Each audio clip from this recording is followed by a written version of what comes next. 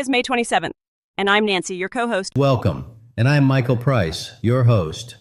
Today, we have the most important topic for veterans. Correct, and it is getting worse. Last year, a highly organized, practically industrialized digital army stole nearly $684 million, and their target wasn't some multinational bank or a crypto exchange.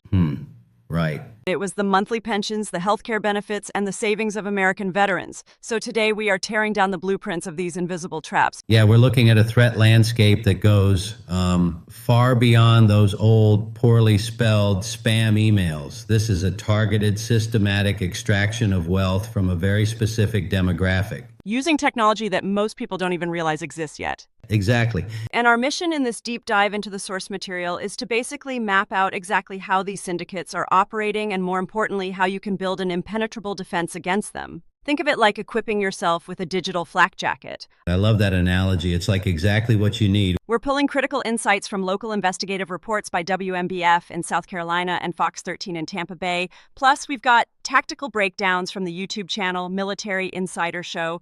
We're also integrating official warnings and data from the Better Business Bureau, the Federal Trade Commission, and the Department of Veterans Affairs. Right.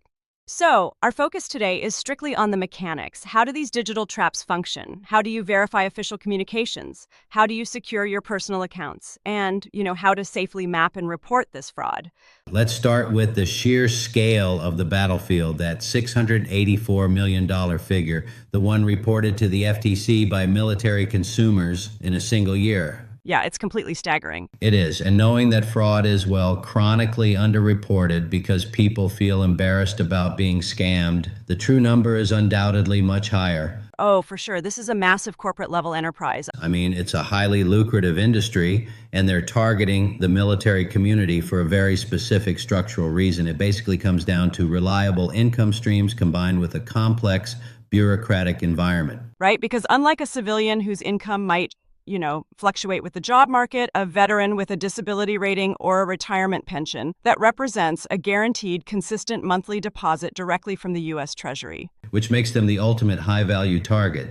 But the real leverage these syndicates have is the environment itself. What do you mean by the environment? Well, veterans are conditioned to navigate dense government systems, right? They fill out endless forms, deal with sudden administrative hurdles just to maintain their health care or GI Bill benefits.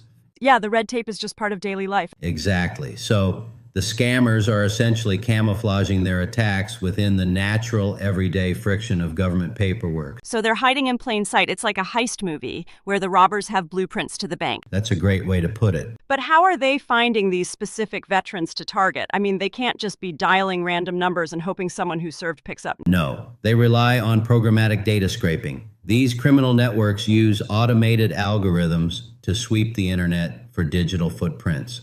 Like what kind of footprints? Say you make a seemingly innocent post on a Facebook group for a specific military base. The algorithm instantly cross-references that name with public property records, voter registrations, and leaked data from corporate breaches sold on the dark web. Wow, so they're compiling dossiers on people without them ever knowing.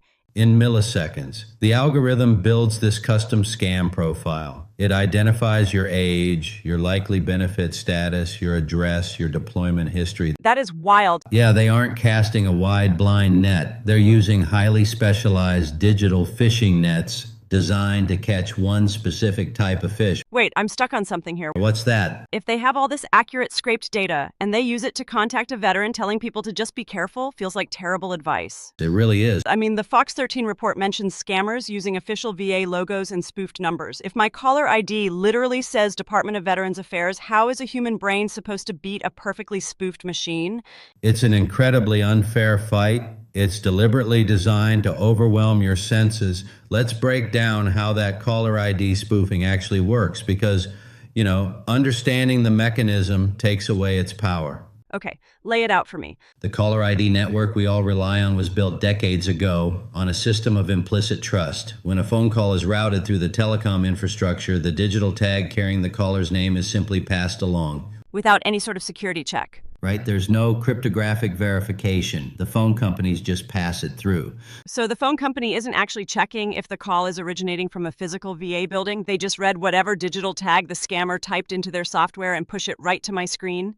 Precisely. Scammers use cheap, readily available voice-over IP software to manually rewrite that digital tag. They can make your caller ID say VA Health or the name of a local military base or even your own bank. That's so frustrating. And it gets worse. The audio itself is equally compromised. They pair that spoof number with AI voice cloning. How much audio do they actually need to clone a voice now? Because it used to require like hours of clean recorded audio to train a model.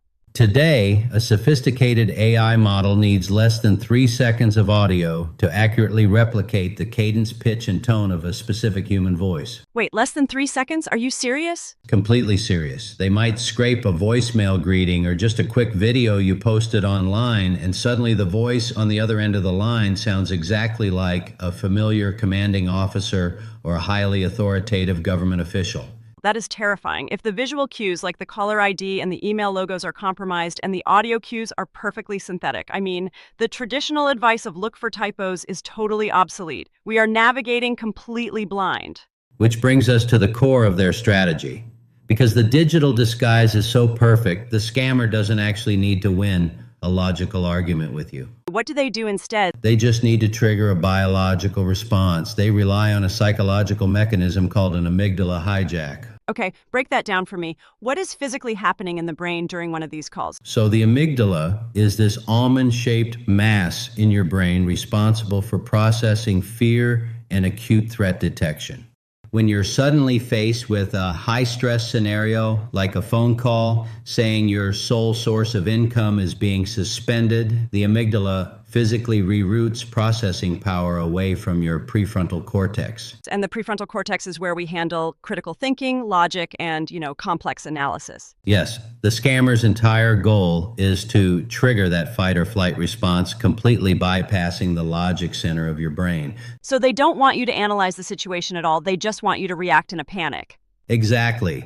This is exactly how the fake overpayment notice works. The Department of Veterans Affairs has issued major warnings about this. Oh yeah, the Fox 13 report highlighted this track specifically. How does the mechanism of that scam play out? Well, the scammer sends an urgent message, appearing to be from the VA, of course, claiming an accounting error occurred during a recent audit. Let me guess, they say the veteran owes money. Thousands of dollars back to the government immediately. And because dealing with bureaucratic overpayments is a genuine stressful reality that does occasionally happen, it feels entirely plausible. The plausibility is the hook, but the threat is the lever. The scammer threatens that if the funds aren't wired back by the end of the day, the veteran's entire benefits package will be permanently frozen. They are weaponizing a veteran's reliance on their hard-earned benefits. They're creating a fake emergency to bypass critical thinking. Yes, the veteran is panicked about paying their mortgage or buying groceries, so they follow the instructions to resolve the so-called error before their logic center can even process the red flags. It forces the amygdala hijack perfectly. It really does. And the military insiders show detailed direct deposit scams that use the exact same fear mechanism. How do those work? The veteran receives a message claiming the banking routing numbers on file are outdated. The message warns that if the file isn't updated immediately, the next monthly check will bounce. Oh, I see. They provide a link to a flawlessly spoofed VA website. The veteran types in their real banking details to update the file. And the scammers instantly capture those credentials and drain the actual bank account. Wow, they're just exploiting routine administrative maintenance. Exactly, but it doesn't stop at existing funds. There are also structuring schemes to siphon off future funds. You mean like the benefit buyout plan? Yes, the benefit buyout plans. Great. This is a slower burn, but it is mathematically predatory. The Fox 13 report broke this down brilliantly. Right, where a company often operating under the guise of financial assistance approaches a disabled veteran who might be in a tight financial spot. Yeah, they offer a lump sum of cash right now. In exchange, the veteran signs over their future pension or disability payments. But the map doesn't add up for the veteran in the long run, right? Not even close. The upfront cash they offer is usually only about 30% to 40% of what the veteran is actually entitled to over the lifespan of those benefits. Geez. So they lock the veteran into a legally dubious contract that essentially strips away 60% to 70% of their lifelong financial stability. It's awful. You're trading a lifetime of security for pennies on the dollar. And it pairs right up with those fake disability increase offers the Better Business Bureau flagged. Scammers demand an upfront fee, promising to secure a higher disability rating or a guaranteed faster approval process. The reality of the mechanism there is that no one, no third party, no consultant can guarantee an outcome from the Department of Veterans Affairs. Right. If someone demands a fee for a promised rating, they are running a fraud, period. Okay, so we've established that the visual cues are faked, the voices can be AI generated, and the entire interaction is engineered to hijack our brain's fear center. How do we fight back? We need to look at the cracks in their system. Right, to build a defense protocol, where do we start? The largest structural crack in their operation is the urgency itself. Bureaucracy, by its very nature, is a slow machine. That is very true. The government sends physical letters. They provide a legally mandated window for appeals and responses. So if anyone on the phone is rushing you or telling you that you cannot hang up the phone to think about it, that artificial pressure is the primary red flag. Exactly, because if they let you hang up, your prefrontal cortex comes back online. You calm down, you analyze the situation, and you realize the threat is fabricated. That makes total sense. What's the next crack in their armor? The second major crack in their illusion is the specific mechanism of payment they demand. This is where the whole operation falls apart if you just look closely at the financial plumbing of the request.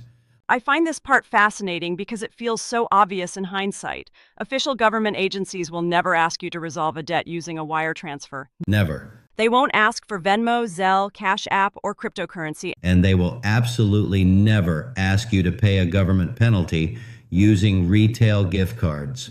Right? It's like a police officer pulling you over for speeding and asking you to pay the ticket with $500 worth of Applebee's gift cards. It is absurd. It makes no sense, but in the heat of the moment, people panic. But why do the scammers insist on these specific bizarre methods? Why not just take a credit card? It comes down to how different financial networks settle transactions on the back end. The scammers require payment methods that function essentially like digital cash. Okay, meaning what exactly? When you wire money or send funds through Zelle or a crypto wallet, the digital ledger settles almost instantaneously.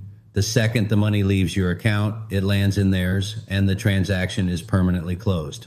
So it's virtually untraceable. Exactly, whereas a traditional credit card operates completely differently. Right, a credit card system operates with a built-in escrow delay. Yes, when you charge a credit card, the bank doesn't immediately hand the merchant your cash. There is a processing window, a settlement delay of several days, which gives the consumer time to realize they've been scammed and dispute the charge before the money actually changes hands. That escrow delay is a vital consumer protection mechanism. Scammers cannot afford that delay. They need the funds to cross international borders and disappear into shell accounts before your logic center turns back on. That makes perfect sense. That's why they demand instant digital cash. Yep, and this brings us to the marketplace and charity scams. Nicole Cordero from the Better Business Bureau highlighted how scammers set up fake charities that sound almost identical to real ones.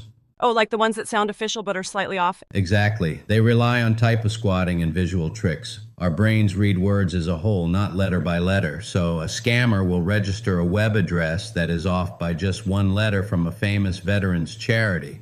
You glance at it, your brain fills in the blank, and you assume it's legitimate. Exactly. And they use the same tactic for fake military discounts on cars or apartments and classified ads demanding an upfront wire transfer to secure an unbelievable deal. So the defense against all of this, whether it's a fake VA representative, a spoofed charity, or a phantom car salesman, requires a rigid step-by-step verification protocol. Let's map out that digital flak jacket, starting with step 1. Step 1 is verifying the source. Okay. The rule here is absolute. Never click links in random texts or unsolicited emails. Because of those character lookalikes we just mentioned, a link can easily disguise its true destination. So what should you do instead? If a message claims there is an issue with your account, physically open a new browser window and type in the official VA web address yourself.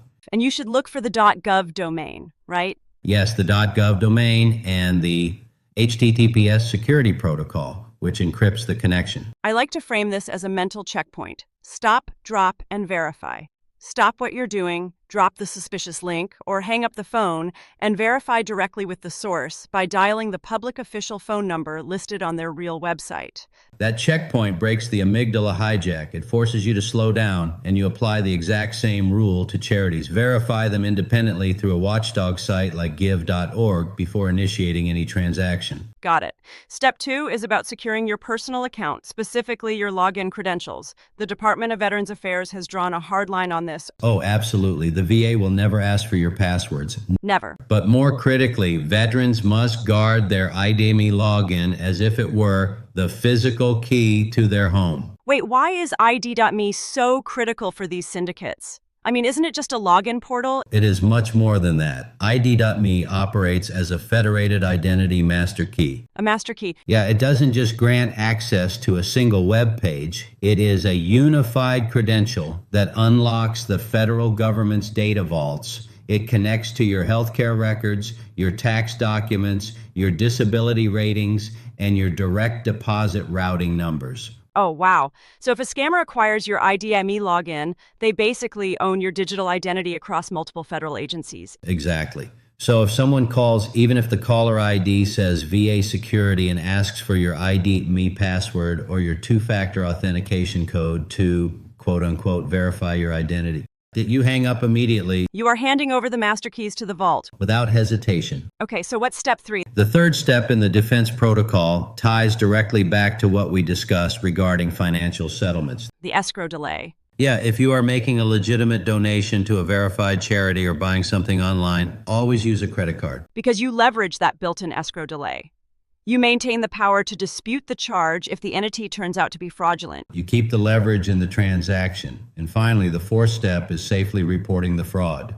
When you encounter one of these attempts, even if you recognize the red flags and don't fall for it, you need to report it to the BBB scam tracker or directly to the Federal Trade Commission.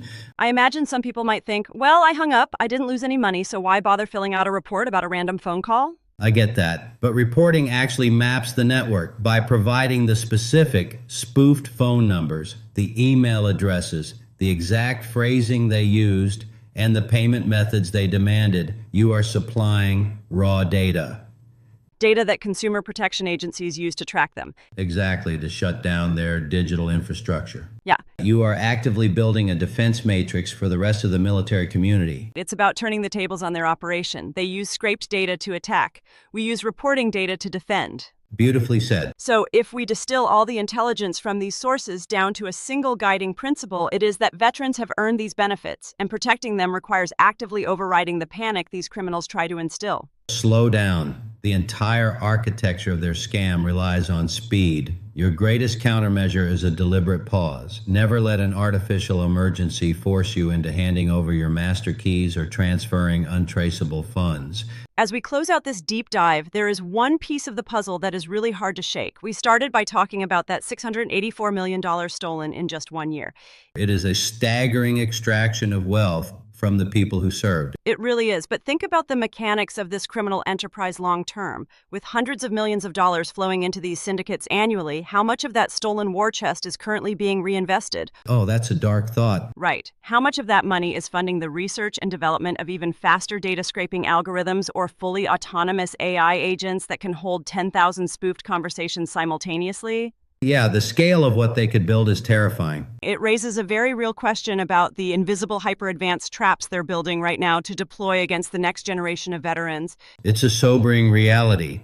The underlying technology will only become more seamless and harder to detect, which is why the manual verification steps we laid out today cannot just be good ideas. They have to become an automatic, non-negotiable reflex. Absolutely. Well, thank you for joining us on this deep dive into the source material.